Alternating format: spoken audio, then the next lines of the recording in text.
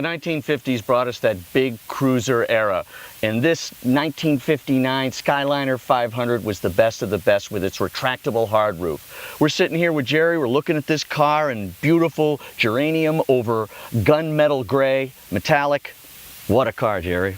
Beautiful car. The combination is pretty striking because of the contrast between the two. The gray and the geranium makes it really nice. This particular car we had in for annual maintenance on it, and it wouldn't start, so we had to do a little bit of work to the car and brought it in and redid the carburetor on it, redid the ignition on it, put a fuel pump on it, which was the primary issue to start with. No fuel pressure, and that happens when they sit. You know, they sit around for a while and that diaphragm just goes away. And so we got no pressure. But anyway, we got all that fixed, dialed in, did our maintenance on it, changed it over to Evans coolant. And now we're out just enjoying it before it goes back into the museum. Yeah, this is a great car for the Florida weather, huh? We could just as be easily cruising down the boulevard or taking the girls out to a drive-in, huh? Absolutely. These cars were phenomenal back then. They were cruisers. You know, you could drive them long distances. You know, 70 mile an hour, 75 mile an hour was no issue. It was like sitting on the couch in your home. They just floated down the road. Absolutely fabulous cars. It's a beautiful sit-in, and this one was even equipped with optional air, wasn't it? It is. The car has air conditioning on it. A lot of people, the first thought they have is, you got a convertible, why you need an air conditioner? But if you're in any of the states in the South, you know, in the summertime, it gets plenty warm. You don't want the top down, so you got the top up, you have the air conditioner. It's riding in style and comfort in 1959.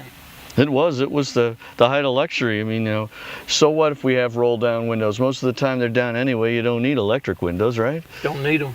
Don't need them. But you know, we started to get into that era where, you know, we started to get to padded dash. At this point, it wasn't metal, and it was only just a few years earlier that you know, that would have been a solid metal painted dash. That would have been solid metal painted, probably contrast trim to the car, and.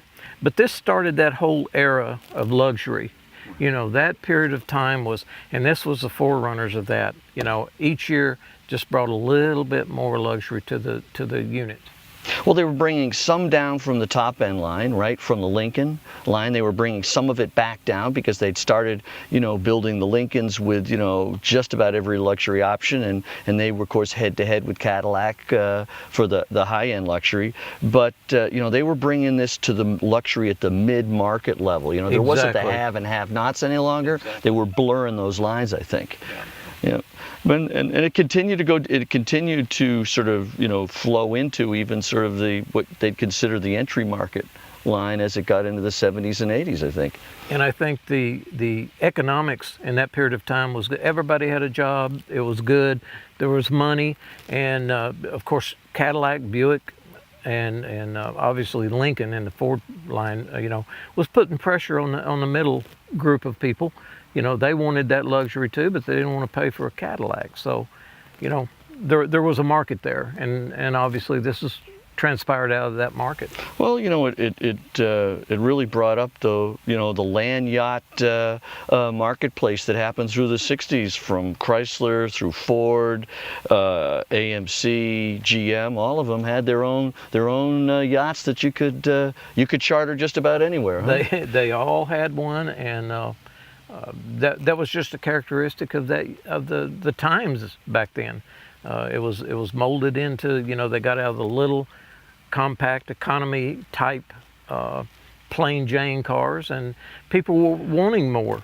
Well, they were far enough out of the war, right? Because out of the war, you know, there were shortages of materials. There were still the austere effects. You know, you try to save and be, you know, very frugal about things until, you know, really the late 50s and then 60s and even some of the 70s. We really, you know, America was roaring. You know, they were flourishing, and it was there, and people were demanding more. They wanted more.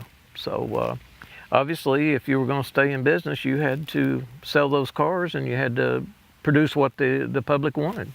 It was a unique time, and you know, if I could go back in time, I'd do it again. Oh, I miss it. I do. Oh, absolutely. I really miss those days. Speaking of which, time's getting late here. We should get going and get the girls, right? We should. We should. Absolutely. We're going to be taking off a little bit, go pick up the girls, and go for some cruising. So we'll check back with you from the American Muscle Car Museum in just a bit.